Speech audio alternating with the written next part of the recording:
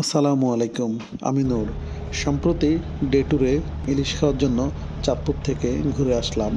ঢাকা থেকে দিনে গিয়ে রাতের মধ্যে ফিরে আসা যায় এরকম পর্যটন স্পটগুলোর মধ্যে চাঁদপুর কিন্তু অন্যতম। আর এই ঢাকা থেকে চাঁদপুর বাসে, ট্রেনে, লঞ্চে সবভাবে যাওয়া যায়, তবে সবচেয়ে ভালো হয় লঞ্চে গেলে। এতে ভ্রমণের মজাটা অনেক বেশি বেড়ে যায়।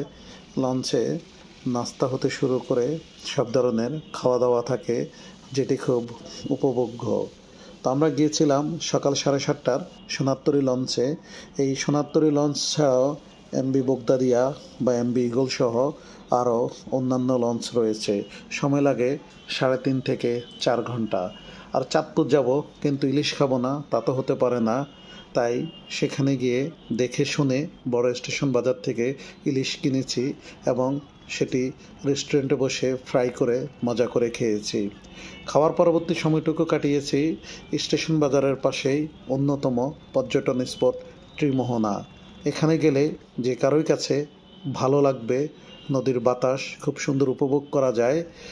আপনারা চাঁদপুর থেকে আসার সময় ইলিশ সহ পদ্মা নদীর অন্যান্য তাজা মাছ সংগ্রহ করতে পারেন। যদিও আমার কাছে দাম কিছুটা বেশি মনে হয়েছে, তারপরও তাজা মাছ আর শখ বলে কথা। ধন্যবাদ।